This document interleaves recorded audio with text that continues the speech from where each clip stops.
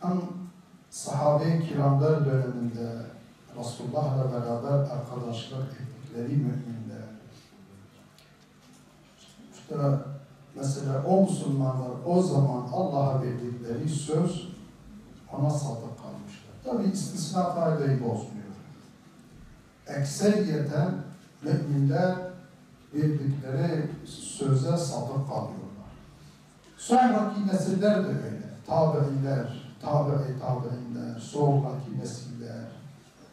Hasbi sonradan Üstad Bediüzzaman gibiler, Şehit Hasan Rıbana gibiler, Seyyid Kutub gibiler vesaire. İslam kahramanları hepimiz onların hayatlarını biliyoruz ve ettikleri fedakarlıkları da biliyoruz.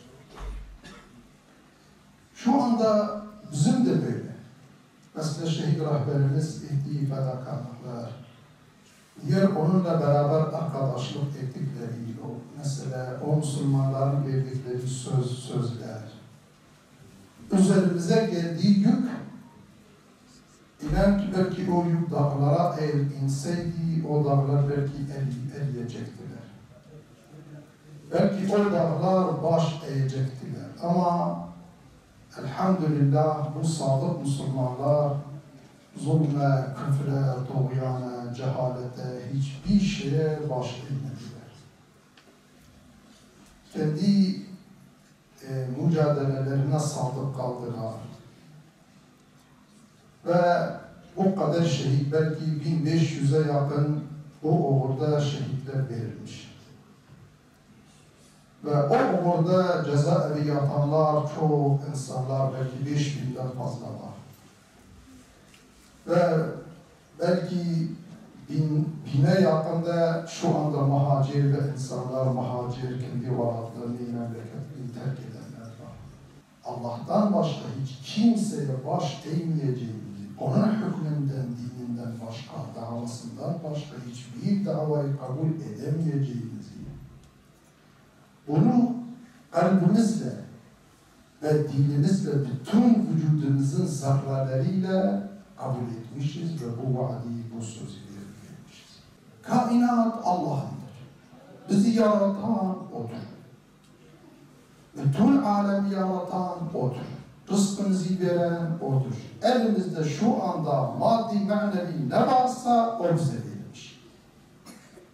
Onun için onun dininden başka hiçbir din, hiçbir dava, hiçbir nizam, hiçbir kanun kabul etmiyoruz. Allah'tan başka baş eğmek, onun hükmünden, dininden başka hüküm kabul etme, cehalet ve sefalettir. 90'lı yıllar geldi.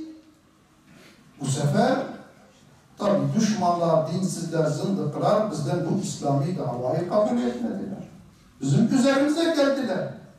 Biz defalarca dedik, bizim derdimiz İslami tebliğ etmektir. Şiddet kullanmak değildir. Şiddeti sevmiyoruz. Derdimiz halkımızı, insanlarımızı, toplumumuzu cennete götürmektir. Onları öldürmek de cehenneme yani onları öldürüp cehenneme göndermek değildir. Onların ıslahını, hidayetini istiyoruz. Cennete götürmek istiyoruz onları. Ama dinsiz insanlar, diktatörler, zalimler bunu anlamadılar. Üzerimize geldiler, davayı kabul etmediler. Bize dediler, ya bu memleketi terk edeceksiniz. Veyahut da bize teslim olacaksınız. Veyahut da sizi öldüreceğiz.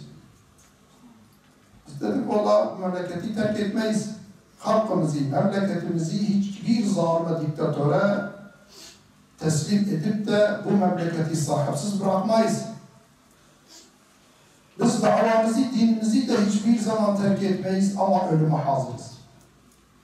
Hiçbir zaman ölümden kaçmayacağız ve ölümden korkmayacağız. Ve adamlar da bunu anlamadılar. Kendilerini denediler.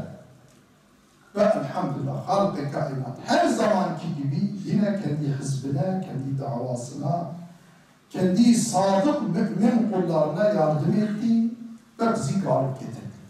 Hem dünyamızı Müslümanların, Resulullah'ın ümmeti, Rabbimizin mahluklarını, zalimlerin, diktatörlerin hakimiyetinden kurtarıp Allah'ın adaletine teslim etmek. Allah'ın ehkamlarını, adaletini insanlarımıza, dünyamıza hakim kılmak için. Hem bunun için mücadele ediyoruz, hem de ahirette cehennemden kurtulup Rabbimizin cennetine girmek için mücadele ediyoruz. Hem dünya için hem ahiret için. Ahiret de ebedidir. O zaman şu anki kafirlerin yaptıkları cehd ve gayretten 1000 kat daha fazla çalışmamız lazım.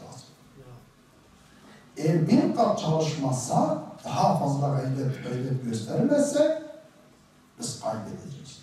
Çünkü biz binaya taraftarız, onlar takribe taraftardır.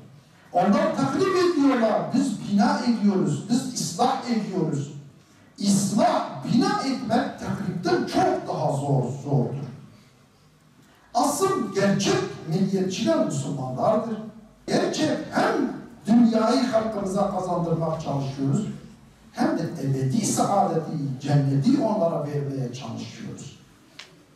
Kim İslam'a yapışsa o kazanıyor.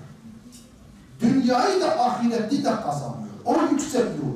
Çünkü Allah diyor وَلِلّٰهِ الْعِزَّةُ وَلِرَسُولِهِ وَلِلّٰهِ İzzet, gerçek izzet Allah'ındır.